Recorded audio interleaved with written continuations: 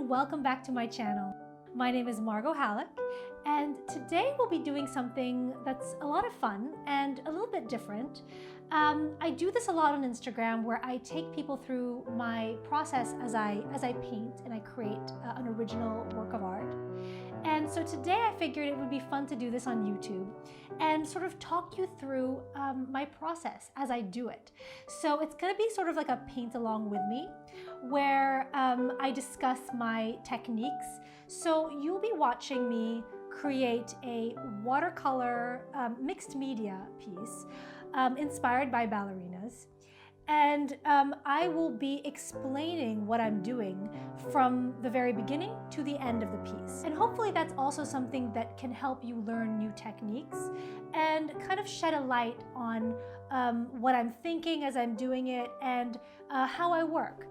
So today I'm starting with a sketch that I pre-drew before this video. And so I'm going to be painting this with watercolor. I start by filling in the skin tones first. I usually go with the lightest colors in the painting first.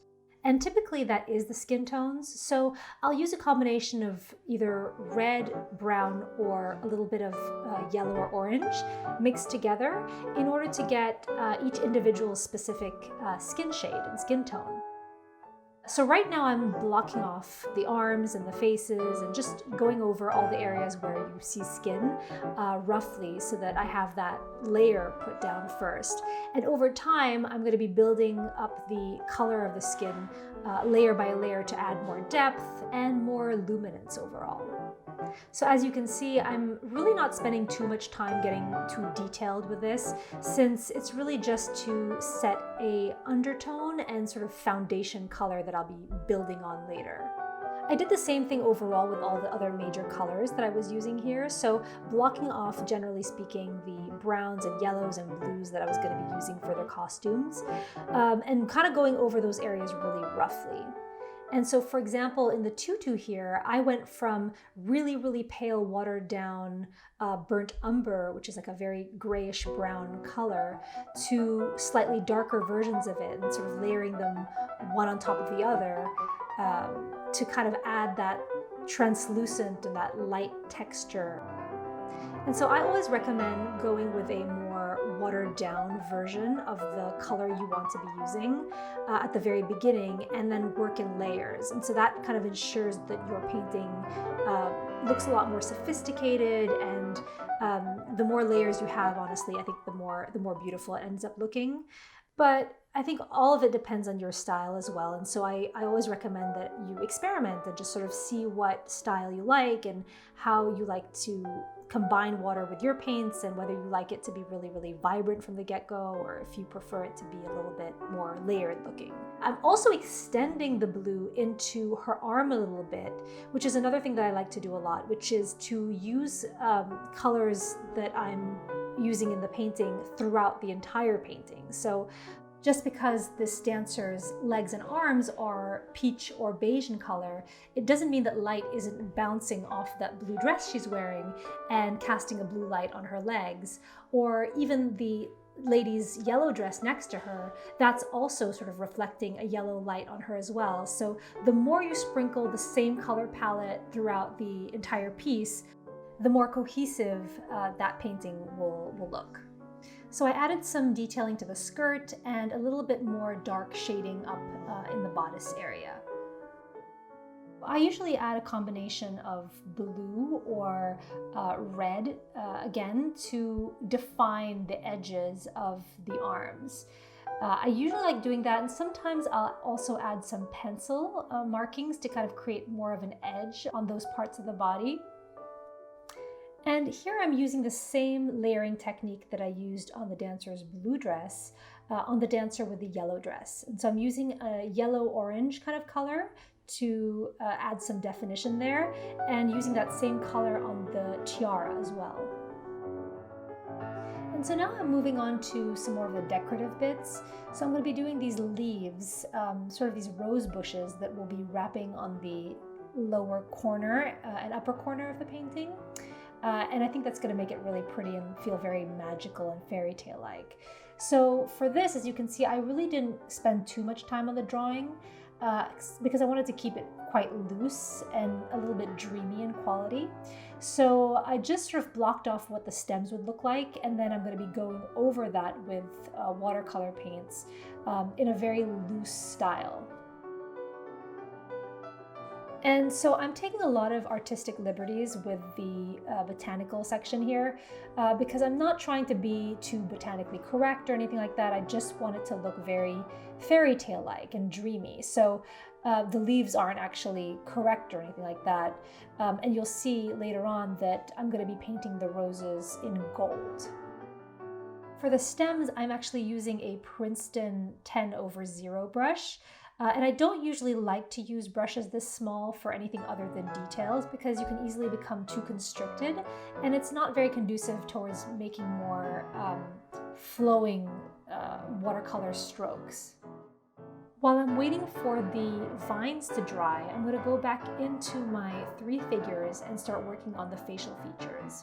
And so I'm using a combination of an indigo colored paint with a burnt umber for the eyes. And so that's kind of a rich black color. And so I tend to really like to exaggerate the features, and especially the feminine features like eyelashes and even the plump lips. So as you'll see here, I'm really exaggerating how long those eyelashes look because I think it looks really feminine and beautiful. And I usually accentuate the eyes and the mouth the most on my faces and keep the eyebrows and the nose and nostrils like the most recessive. So I don't like to call that out too much and just let the eyes and the mouth be the focal point. The collarbones are also a really great place to add like a little accent to tie into the lips and the shoes. So I'll usually make those like a pinkish kind of color, and you might not really read that as being pink when you're looking at it, but it does subtly tie into the rest of the piece. So next up, I really like to add some pencil markings to further define the edges.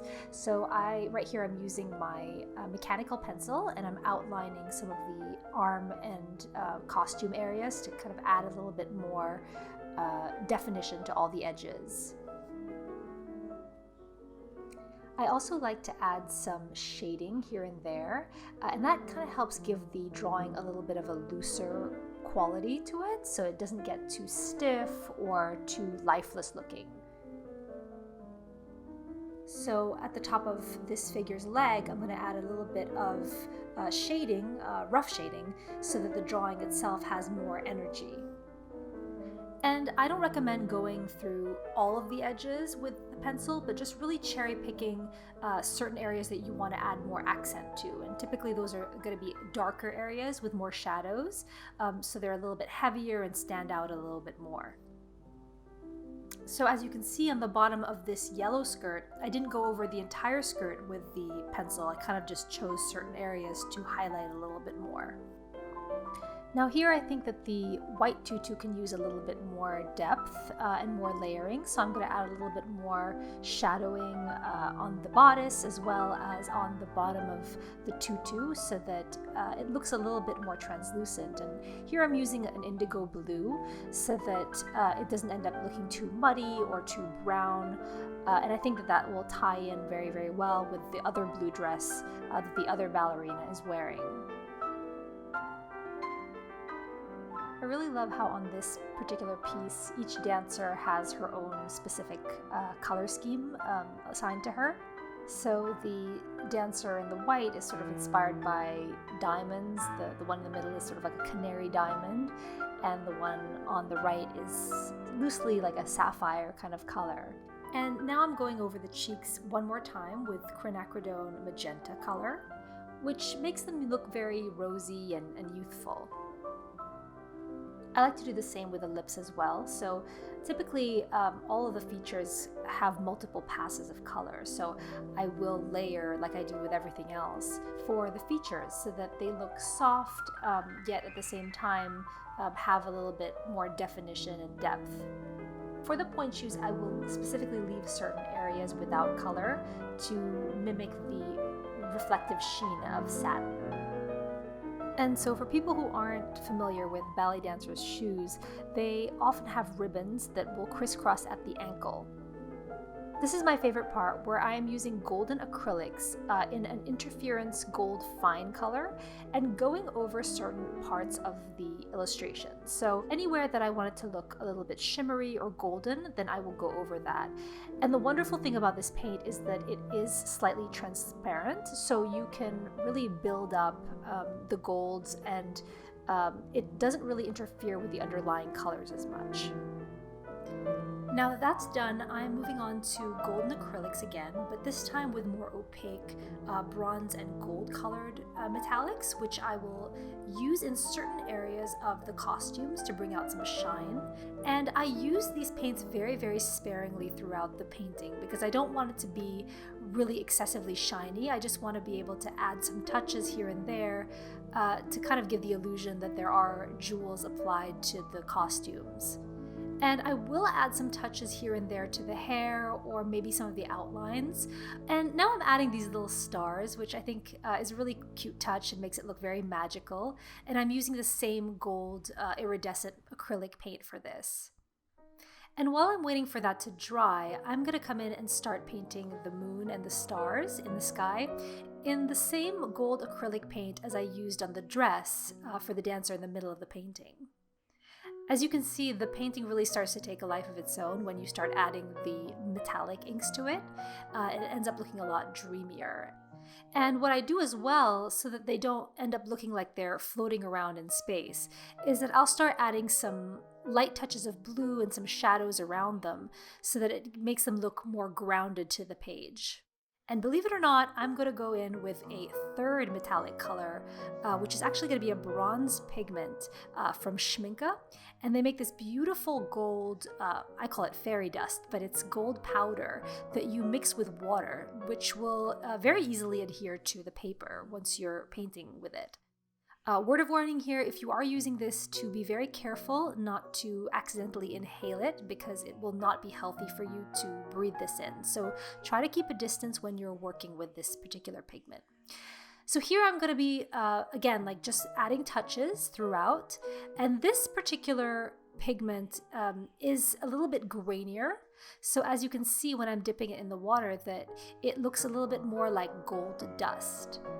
And as you can see now that the painting is coming together, the reason why I decided to keep the vines and the leaves really vague and not very botanically realistic is that I want them to look like a fairy tale or like an enchanted garden.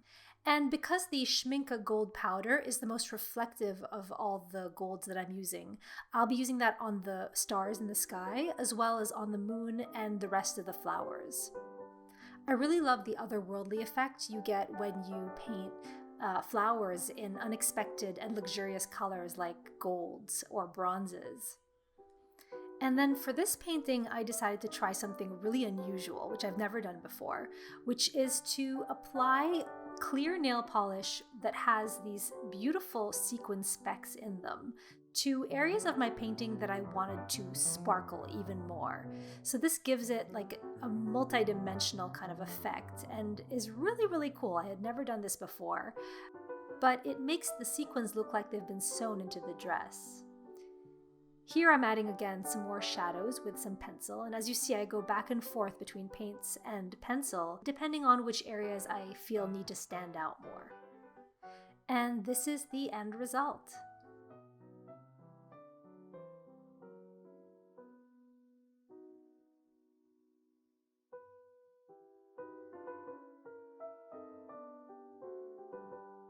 That was so much fun to paint, and I really enjoyed using non-traditional materials like the nail polish to add some sparkle and also add some more visual interest to the piece.